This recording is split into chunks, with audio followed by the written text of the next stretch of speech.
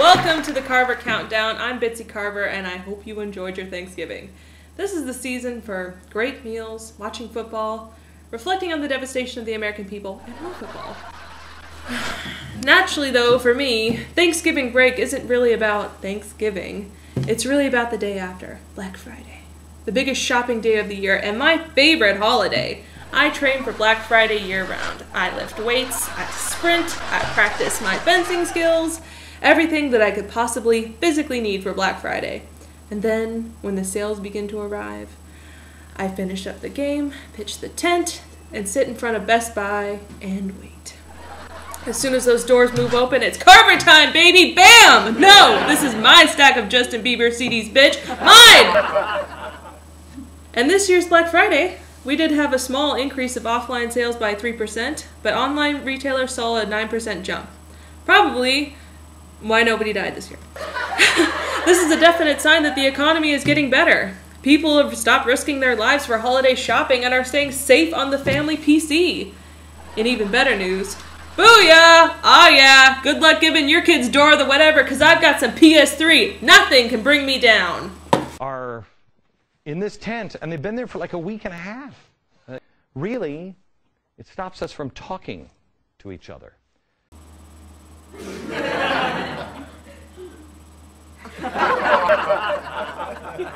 Glenn, maybe it's time that you tried out the holiday tradition of non-communication.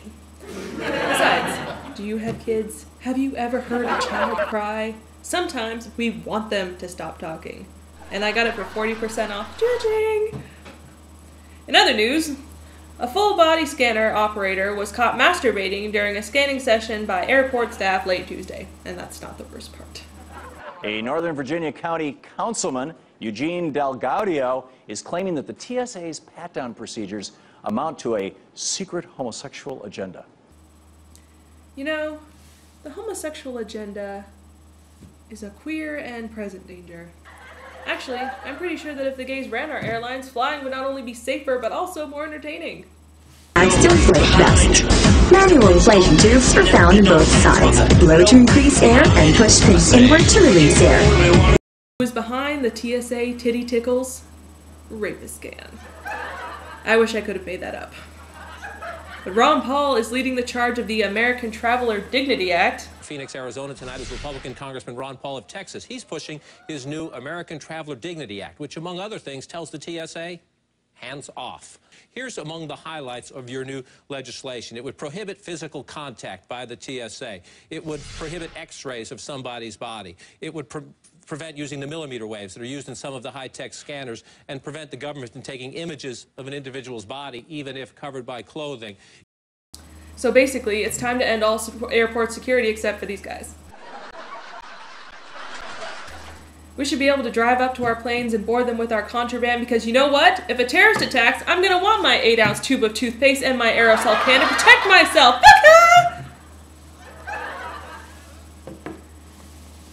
Isn't this supposed to be the season to relax? Wait, we can't relax. There's a war going on.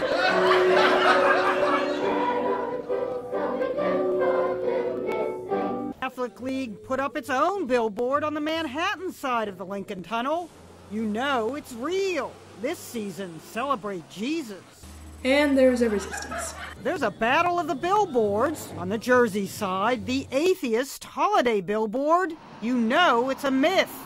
This season, celebrate reason. Well, Glenn Beck, maybe this is what's tearing American families apart. The Pope, modern guy that he is, has started to make some concessions, however. In it, the Pope says condoms may be morally justified in certain situations, such as with male prostitutes. Instead of a war on Christmas, why not a war in North Korea? Or a war on drugs? Or a war on Iran?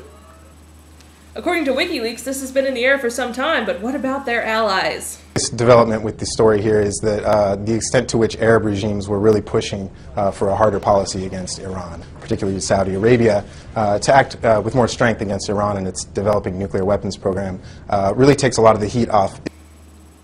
And how did Iranian President Mahmoud Ahmadinejad react?